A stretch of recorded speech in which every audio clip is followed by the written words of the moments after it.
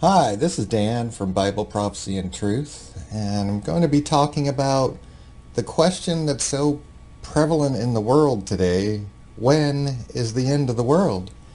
As Jesus said in Matthew 13:49, so shall it be at the end of the world. The angels shall come forth and sever the wicked from among the just. And this is a really good question, and it's really relevant today because there are so many signs, and people seem to know that.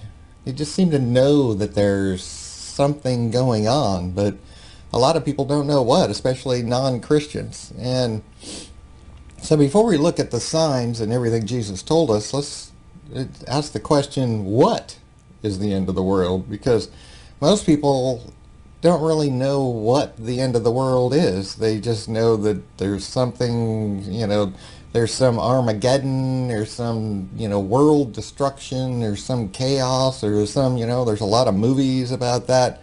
But they're not really sure what it means. And so it's important to understand what the end of the world is. Just before Jesus said that there's going to be the end of the world in Matthew, just before that he had a parable of the wheat and the tares, of a farmer that planted a field of wheat, and the enemy came and sowed tares among the field, and it's a really good parable to read and understand. He says that the field is the world. So it's the field that he planted the wheat in. And the good seed are the children of God, and the tares are the children of the devil, basically, the wicked people. And the enemy is the devil, and the harvest is the end of the world. So the field it's a symbolic picture of what God is doing in this dispensation, this life that we have. Is God has planted his field of wheat, and he's waiting, he's putting up with all the evil in the world in order to get as much wheat as possible at the harvest, at the end of the world. So the world is the people, and the end of the world is not the destruction of the earth, but it's the destruction of wicked people.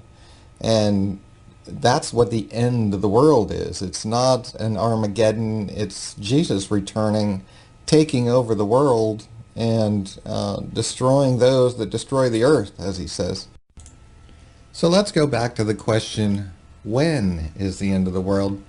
Now, if you haven't read Matthew 24, Mark 13, Luke 17, and Luke 21, I would suggest stopping this video now and going and reading them, because they're just so chock full of information.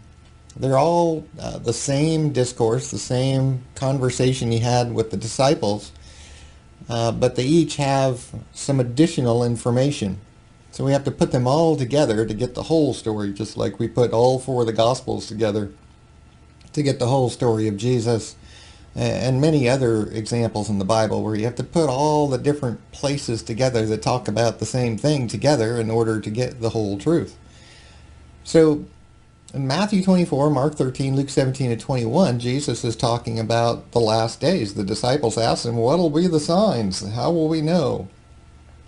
So he told them, there's going to be many false prophets. There's going to be false Christs. If they say he's here, don't believe them, because it will be as the lightning flashes across the sky from the east to the west when Jesus comes. There's not going to be a secret rapture. There's not going to be any secret coming of Christ. It's going to be, in Revelation 1, it says, every eye shall see him. There's not going to be anyone who does not see him return when he returns. So there's not going to be any Jesus just somewhere in the world where they have to tell you about it. He's going to be known by everyone. He said it's going to be as the days of Noah and Lot, that the gospel will be published to all nations, that Jerusalem will be trodden down of the Gentiles. There's going to be wars and rumors of war, commotions, distress among the nations, earthquakes, famines, pestilences, signs in the sun, moon, and stars, fearful sights, and great signs in the heavens, the sea and waves roaring. We're going to be betrayed by our parents, our brethren, our kinsfolk and friends. The people that we think love us will be the ones who betray us. We're going to be hated for Jesus' name. Many will be killed or led away captive. Love waxes cold. And when we see the abomination of desolation spoken of by Daniel the prophet, then there will be great tribulation, or a time of trouble, as it says in Daniel. They that endure to the end shall be saved. And he said, when we see these signs, when we see all those signs I just read through, this generation shall not pass away till all things be fulfilled. And that means that the generation alive, when all those signs happen, when we see all those signs, the people that are alive to see the signs, that generation shall not pass away. So the people that are alive when all the signs come to pass will not die off. That generation won't die off. Well, let's take them one at a time. Jesus said there will be false prophets. There's false prophets and false teachers in great abundance today. There are so many in the world, in the quote church today. There are false teachers and false prophets. And one of the primary warnings of Jesus and the apostles in the New Testament was the abundance of deception that would be in the world in the last days. I mean, we've got people like Joel Osteen, Rick Warren, Benny Hinn, Kenneth Copeland, White, Bell, etc. We've got so many false teachers and false prophets today that it's just astounding. And then we have the false prophet of Revelation. This will be the man that does miracles in the sight of men, like pulling fire from the sky, and causes the world to worship the Antichrist. And then we have false Christs. There's more than 30 people that we know of in the last 200 years that have claimed to be Jesus Christ himself. And many of them are still alive today with large followings. It's incredible how many people will fall for these kinds of lies. And then, like I said, the false prophet of Revelation will appear in the end time, and he will look like a lamb. He will appear as a lamb, but will speak as a dragon. And we know the Lamb of God is Jesus Christ. And the dragon, as it says in Revelation, that the dragon is Satan. So the false prophet is described essentially as a dragon in lamb's clothing in Revelation for the end time. And remember, Jesus said that if they say he is here, believe them not, for it will be as the lightning in the sky when Christ comes in the clouds of heaven. And then he said it would be as the days of Noah. In Luke 17 it says, as it was in the days of Noah, so shall it be also in the days of the Son of Man. They did eat, they drank, they married wives, they were given in marriage until the day that Noah entered into the ark, and the flood came and destroyed them all. And in Genesis we see why God decided to destroy the earth. It says, and God saw that the wickedness of man was great in the earth, and that every imagination of the thoughts of his heart was only evil continually. Everything that man was doing was just wicked and evil, and they did not love the Lord. This is what we see in the world today. It's hard to find people that really love God today. And I'm not talking about interfaithism and people claiming to love God. I'm talking about people that really love Jesus Christ, who is the Son of God, the body that God manifests in the flesh in order to become a man. His Son, Jesus Christ, who is God himself in the flesh, as it tells us in the New Testament. And likewise, as the days of Lot, in Luke 17 it says, likewise also as it was in the days of Lot, they did eat, they drank, they bought, they sold, they planted, they builded. But the same day that Lot went out of Sodom, it rained fire and brimstone from heaven, and destroyed them all. Even thus shall it be in the day when the Son of Man is revealed. And so it's the same thing that he said in the days of Noah. They ate, they drank, they bought, they sold, they gave in marriage, just living life. It's a complete surprise to the world when Jesus returns. As the days of Lot, God destroyed Sodom and Gomorrah because they were so sexually deviant and wicked. And that is the state of the world today as we know it. The days of rampant homosexuality are upon us in Europe, in the United States, all over the world. It's really, really bad. And anyone who's a Christian knows that this is not okay with God. If you've read the Bible even once from cover to cover, you know that there's no way God is okay with sexual immorality and homosexuality. And we also know that the gospel, as Jesus said, would be published to all nations. And Matthew 24 says, the gospel of the kingdom shall be preached in all the world for a witness unto all nations, and then shall the end come. And the same in Mark 13, where it says, and the gospel must first be published among all nations. Now today, with modern technology, that there is no part of the world, there's no nation of the world that the gospel of Jesus Christ has not been published for a witness. There's no nation in the world that has not heard of Jesus. So that is done. And Jesus said Jerusalem would be trodden down of the Gentiles. The temple the Temple Mount in Jerusalem has 2 Muslim mosques on it. And we know that the third temple, is going to be rebuilt, partially because in Revelation 11, John is told to measure the temple, but to leave out the outer court because it's trodden down of the Gentiles. Now, the outer court is the part of the temple that's outside of the temple proper.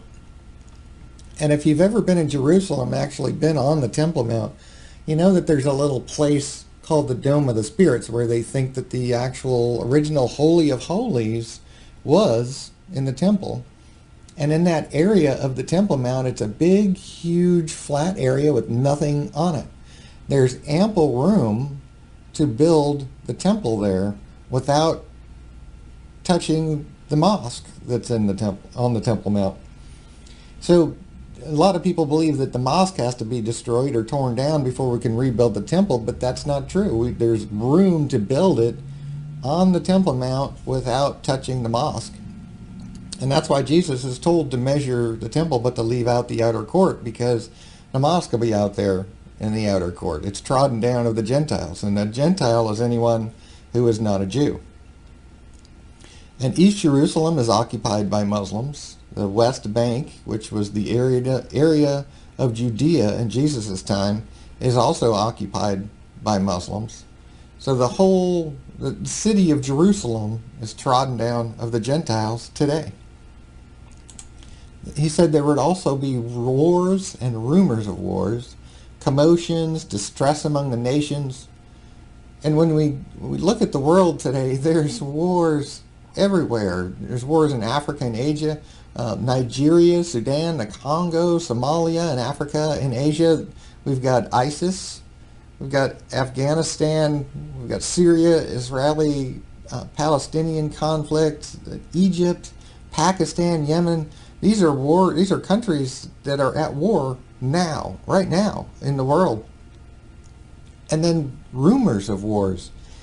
Most people are scared to death that World War III is coming. A lot of people that aren't even Christians understand that war is imminent, that World War III is looming on the horizon. Now, this war is predicted in the 6th trumpet of Revelation. And we're going to study that in another video series, but it is going to happen. It's just the timing of it that we're waiting for. We're waiting for that to happen. There's problems with China. China has been an issue for decades. They've issued threats. They said they would not hesitate to use nuclear weapons against the United States were it necessary. They've said that they would sacrifice to ensure unity of China. And there's tensions with North Korea. China is what I call the sleeping giant. They've been increasing their military budget by 10% per year for decades. And they've got bases, hidden bases, they've got a lot of military might that they don't claim to have, but they have it. And that's why I call them the sleeping giant. They're waiting for their opportunity. And then Iran is really the hotbed in the Middle East. Iran is just trying their hardest to obtain nuclear weapons so that they can nuke Jerusalem and Israel and wipe Israel off the map. That's their goal. They want to do that so badly, and they're doing everything they can to take out Israel. And we know it's not going to happen. We know that when Jesus returns, it's going to be because the Antichrist is going to be bringing the nations of the world down against Israel at the very end to wipe out Israel. And that's when Jesus is going to actually return and touch down on the Mount of Olives and wipe out the armies coming against Israel. And then Jesus said there would be earthquakes. There are so many earthquakes today, it's absolutely crazy. When we look at this chart, this is a government chart where it shows the magnitude 6.0 and greater earthquakes since 1900, so a little over the last 100 years. And we see it's kind of a pretty flat line up until the 1960s. And then it just greatly increases in frequency of earthquakes. And today, we know that just, in recent years, there's been 9.0 earthquakes and just tsunamis, causing tsunamis, and just there are so many earthquakes going on in the world today. And he said there would be famines. If we look at the world hunger situation, especially in Africa, it's really, really bad. Africa and India, and even in South America and Russia, in China, there are so many starving people all over the world. Famines, definitely. He said there would be pestilences. We have the AIDS epidemic.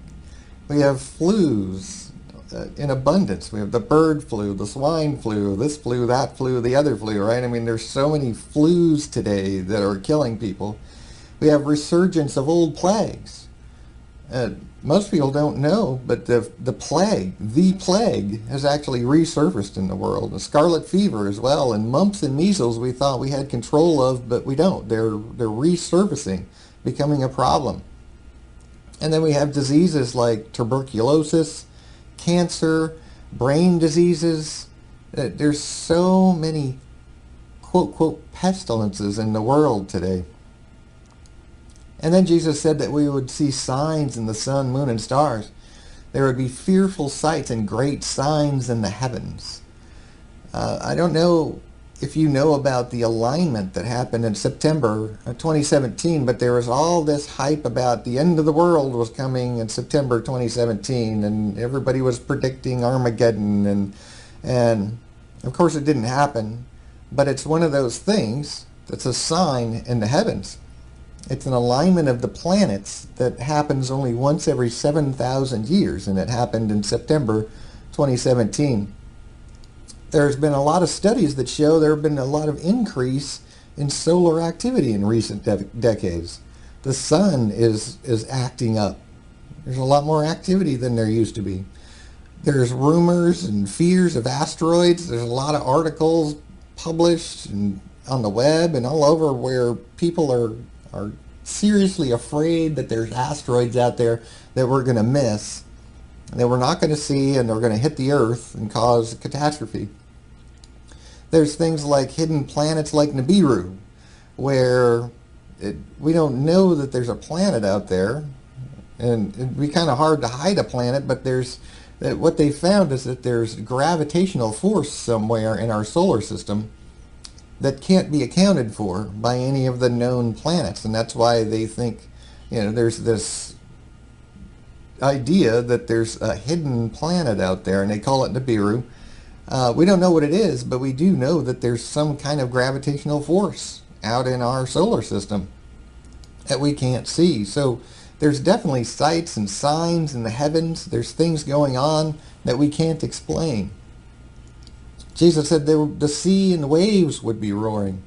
There's been tsunamis in recent years that have killed hundreds of thousands of people. It's just incredible, the devastation from earthquakes in the ocean that have caused tsunamis that just have caused so much destruction.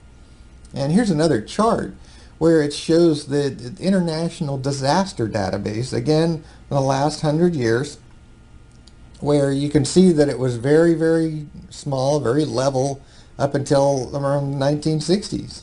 And then it just spikes, and especially very recently, it's spiked dramatically, where natural disasters are occurring more and more and more throughout the world.